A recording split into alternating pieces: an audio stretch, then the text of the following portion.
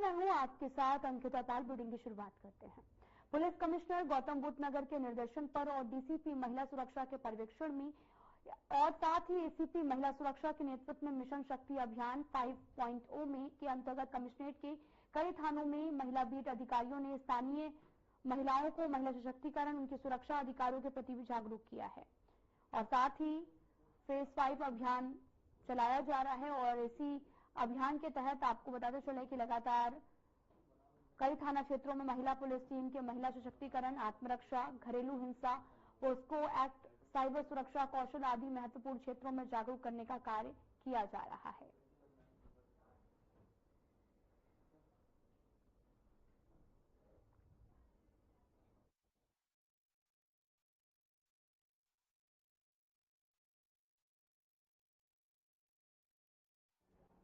नोएडा के थाना जरचा के ग्राम जोलस में स्थित मंदिर के परिसर में पुजारी ने पुलिस को सूचना दी थी कि वो अब बाहर से वापस लौट कर आए तो मंदिर परिसर में मूर्ति खंडित मिलेगी। मिली सूचना के पर तत्काल थाना जरचा पुलिस ने उच्चाधिकारी मौके पर पहुंचे। पूरे मामले को लेकर एडीसीपी ग्रेटर नोएडा अशोक कुमार ने जानकारी साझा की है। बाहरी किनारे पर स्थित मंदिर में कुछ अज्ञात लोगों द्वारा मूर्ति खंडित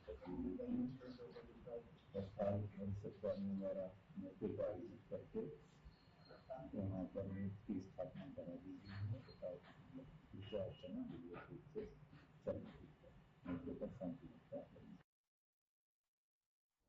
गौतम नगर में पुलिस कमिश्नर लक्ष्मी सिंह के निर्देशन में डीसीपी सेंट्रल नोएडा शक्ति मोहन अवस्थी और एडीसीपी सेंट्रल नोएडा हृदय कठेरिया के पर्यवेक्षण में एसीपी प्रथम सेंट्रल नोएडा राजीव कुमार गुप्ता ने पुलिस बल के साथ में थाना सेक्टर 63 क्षेत्र के अंतर्गत फुट पेट्रोलिंग करते हुए सुरक्षा व्यवस्था का जायजा लिया है।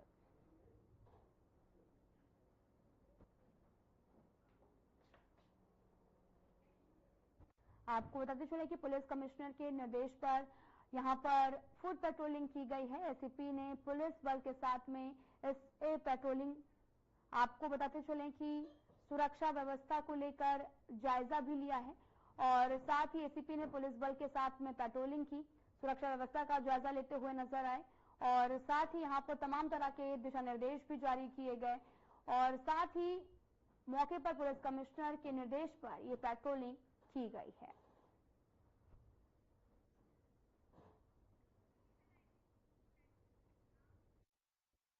आपको लिए चलते हैं दिल्ली, जहां पर विदेश मंत्री एस जयशंकर ने ई माइग्रेट पोर्टल लॉन्च किया है। The chief guest, Honorable External Affairs Minister of India, Dr. S. Jaishankar, to kindly deliver his keynote address.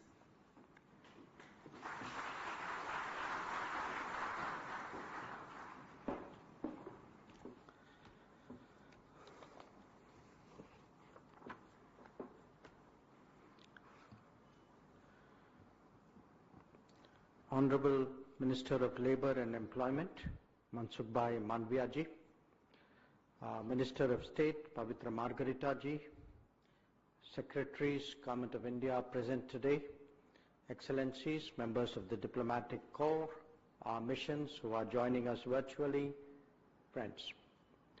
Namaskar. A very good afternoon to all of you.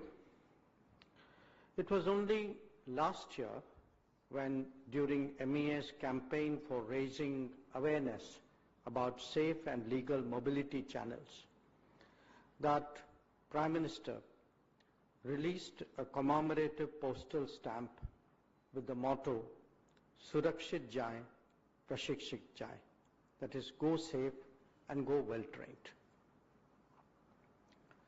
Today's event captures that sentiment because it is an expression of the Modi government's commitment to ease of living, to improving ease of living, and to enhancing people-centric governance.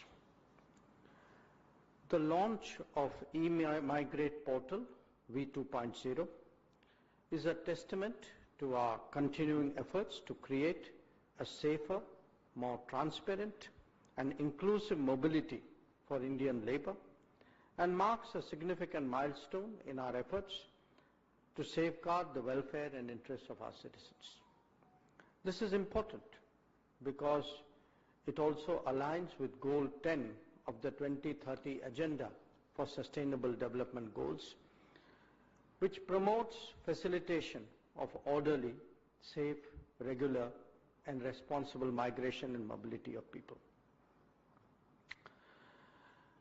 Before I come to the subject at hand, I also want to tell my friend and colleague Mansukh Bhai that we don't need an excuse to call him.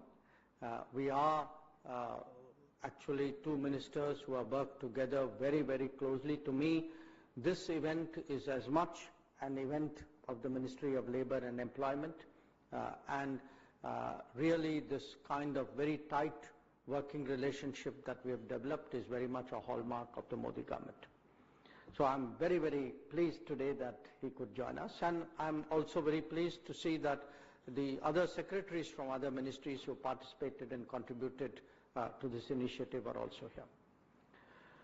So, friends, let me say it gives me great pleasure to launch a revamped version of the eMigrate portal. And it is more than just a digital platform. It is actually a beacon of hope. It is a symbol of our commitment to protecting the rights and dignity of our workers in foreign lands.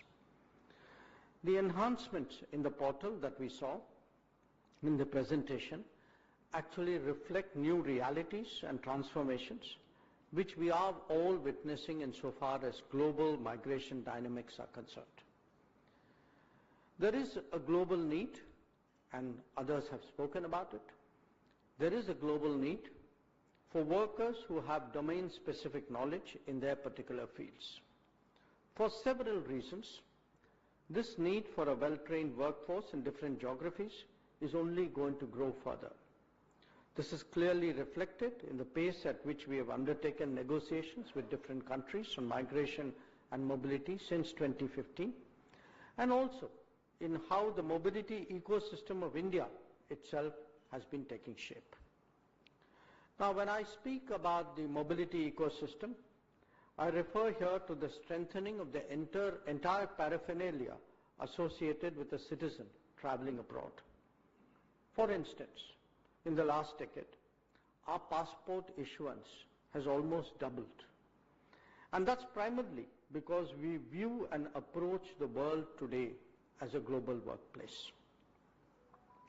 Facilitating those who travel abroad for studying or who are residing abroad and looking after their welfare and well-being at all times, especially during difficult situations, is today a very central objective of our foreign policy.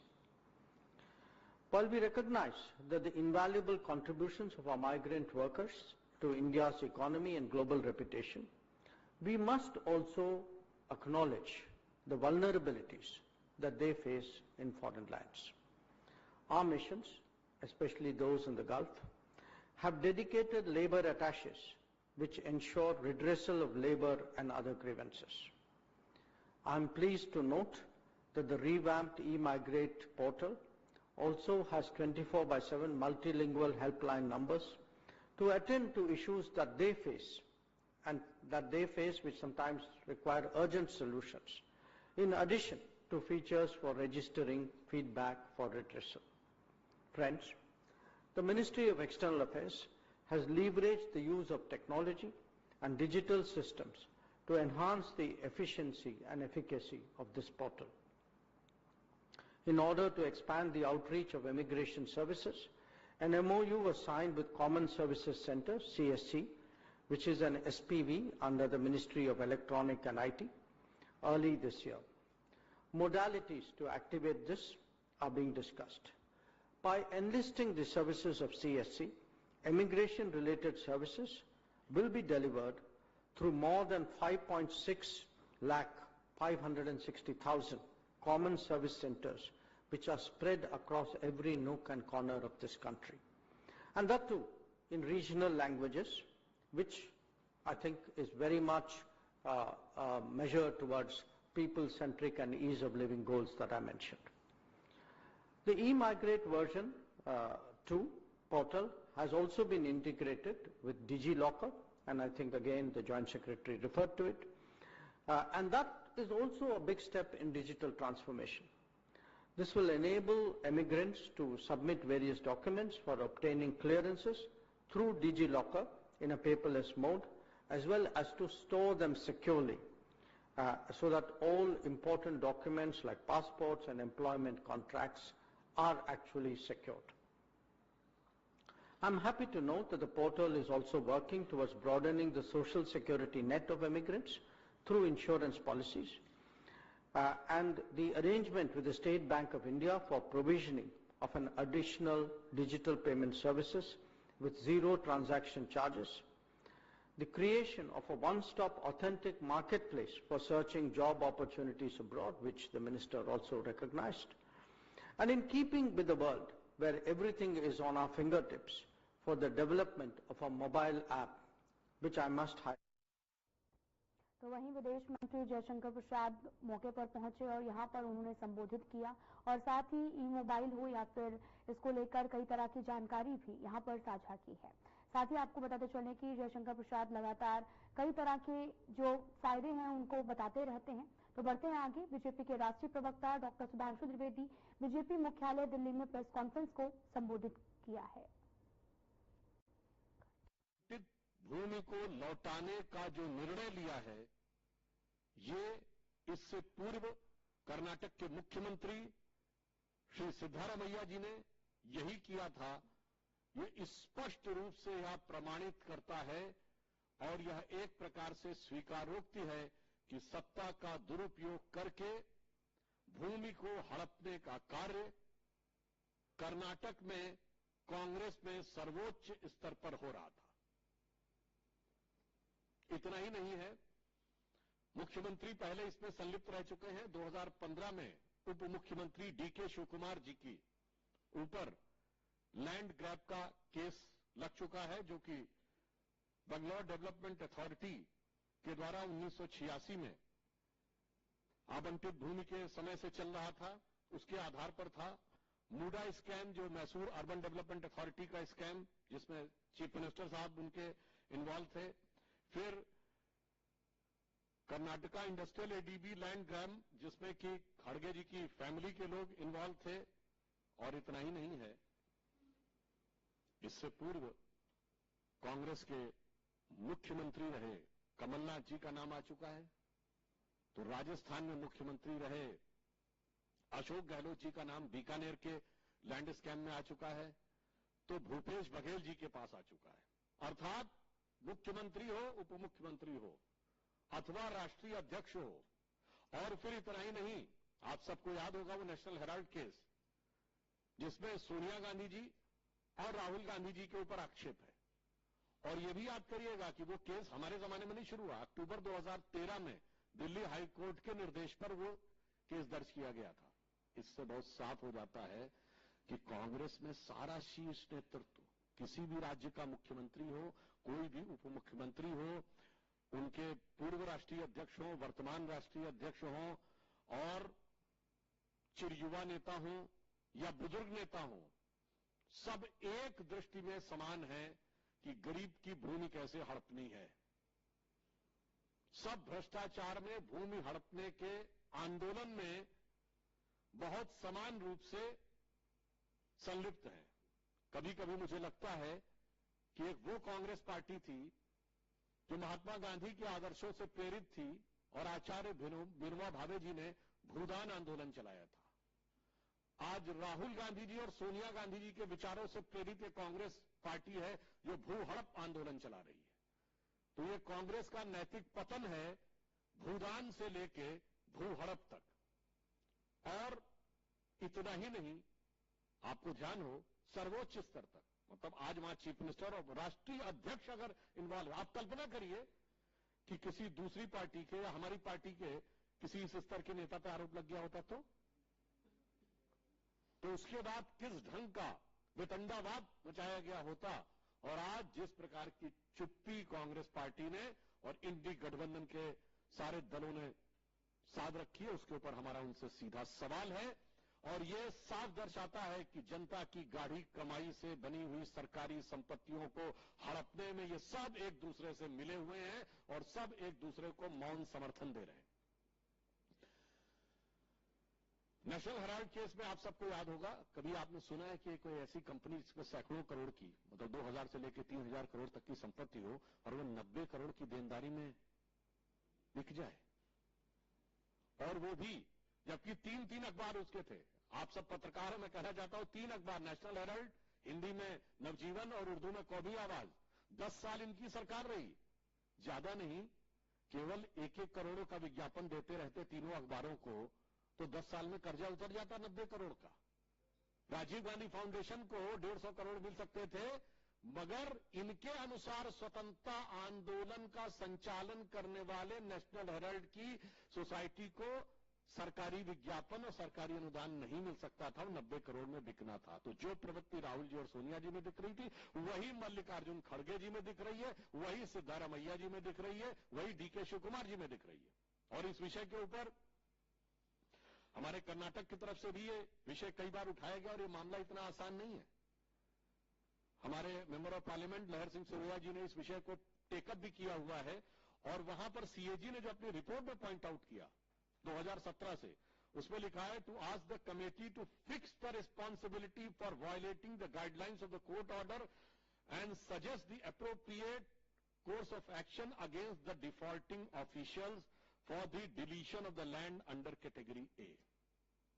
इसका अर्थ क्या हुआ कि यदि आज Congress party के नेता सिद्धारमैया जी हो या खड़गे जी हो, वो जमीन वापस कर रहे हैं, तो कोई जमीर नहीं जागा है जो जमीन वापस कर रहे हैं। अदालत की कार्रवाई से में होने वाली जलालत से बचने के लिए वो जमीन वापस कर रहे हैं। और मैं राहुल गांधी जी से पूछना चाहता हूं कि आप तो कहते थे कि आपकी मोहब्बत की दुकान है, ऐसा प्रतीत होता है कि ये मोहब्बत की दुकान तो किसी भूमाफिया प्रॉपर्टी डीलर की दुकान नजर आ रही है, जहां दूसरों की प्रॉपर्टी हड़पी जाती है, जनता की प्रॉपर्टी हड़पी जाती है, और उसके बाद उसको अपने चहेते लोगों को अनुदान दे दिया जाता है। तो मेरा राहुल गांधी जी से साफ सवाल है कि आपकी मोहब्बत की दुकान ये इलीगल प्रॉपर्टी डीलर की दुकान में कैसे तब्दील हो गई मेरे भाई? अभी तक तो उसमें नफरती सामान मिलते थे, जहर बुझे सामान मिलते थे, अब ये इलीगल प्रॉपर्टी की दुकान भी हो गई। इसलिए हमारा साफ मानना है कि कांग्रेस पार्टी आकंठ भ्रष्टाचार में डूबी है, और जमीनों के घोटाले में कुछ ऐसी कांग्रेस को जमीन से लगाव है कि जहां जहां सत्ता में आती है, हरियाणा हो, राजस्थान हो, छत्तीसगढ़ हो, कर्नाटक हो, जमीन के साथ इनका विवाद जरूर जुड़ जाता है। और जिस स्तर तक इनके सभी नेता इसमें आरोपित हैं, तो कोई ये नहीं कह सकता कि ये कोई आइसोलेटेड सिंगल केस है, जिसे कहते हैं ना कि एक हो तो समझाइए आके कुपही में यहां भांग पड़ी है, यानी एक कोई हो तो समझाइए, यहां ऐसा लगता कुएं में भांग पड़ी है, या ये 99 के नशे में बहुत मदहोशी थी ना कांग्रेस की, तो ऐसा लगता है कि जमीन को देखकर तो उनको ऐसा लगता है कि जिसको देखो वही आज मदहोश है, आज तो मैं दीवाना गजब ढा गया। तो जब से वो दीवाना बने हैं, जो जोश के साथ 99 के खुमार के साथ, तब से वो गजब ढा रहे हैं, और जनता पे कितना गजब और कहर ढाया जा रहा है वो हमारा साफ है। इसलिए हम कांग्रेस से सवाल करना चाहते हैं कि आप बताइए कि नैतिकता के आधार पे जिन लोगों ने जमीन वापस कर दी, क्या उन्हें इस्तीफा नहीं देना चाहिए? जब आपने स्वीकार कर लिया कि जमीन गलत आवंटित थी, और वह भी सीएजी की रिपोर्ट और कई कोर्ट की प्रक्रियाओं के शुरू होने के बाद, राज्यपाल के द्वारा परमिशन मिलने के बाद, तो कांग्रेस अध्यक्ष, कांग्रेस के मुख्यमंत्री और राहुल जी और सोनिया जी से मैं पूछना चाहता हूं कि सिर्फ जमीन वापस करने से काम नहीं चलेगा। ये बताइए कि अगर जमीन वापसी की है तो क्या नैतिक आधार पर आपको इस्तीफा नहीं देना चाहिए? धन्यवाद। प्रज्ञा।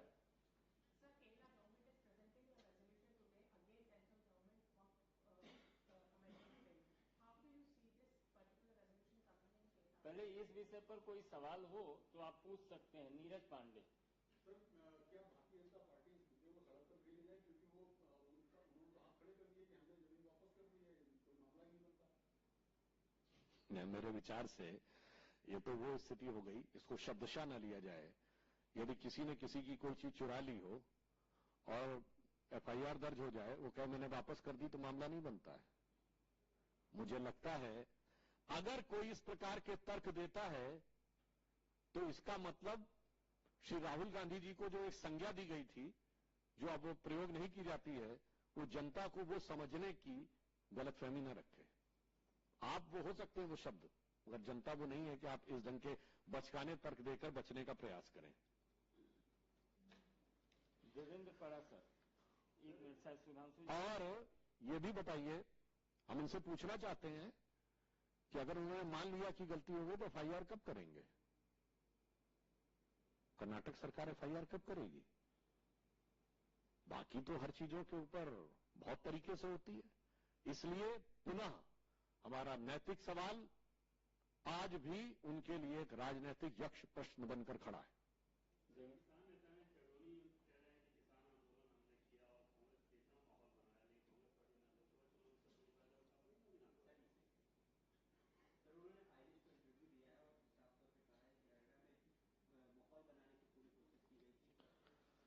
देखिए, ये जो चन्नू जी का वक्तव्य आया है, इसने फिर कांग्रेस की जमीन के अंदर क्या छुपा हुआ था वो उजागर कर दिया है। स्पष्ट रूप से वो कह रहे हैं कि हमने कांग्रेस के पक्ष में किसान आंदोलन खड़ा करके माहौल बनाया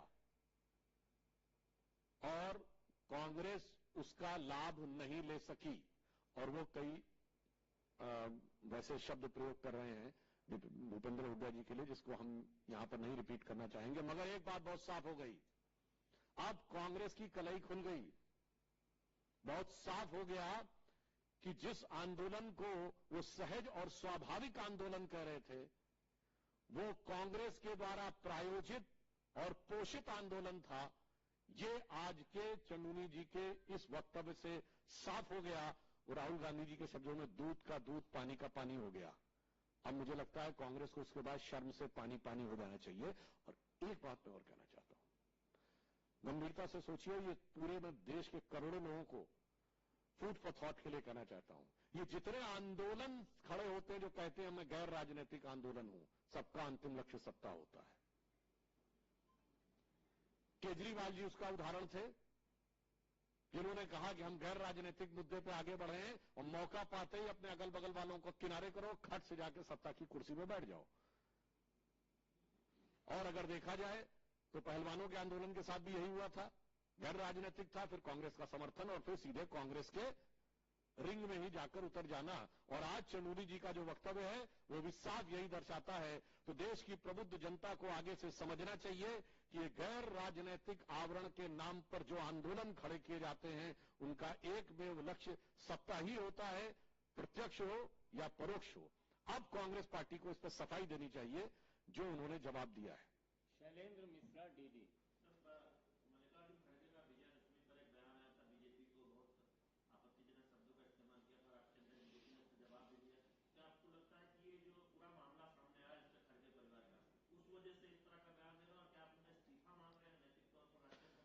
मुझे लगता है कि अगर वो कांग्रेस पार्टी ये कहती है कि वो 138 साल पुरानी कांग्रेस पार्टी है। लास्ट वीडियो में इतना ही। नमस्कार।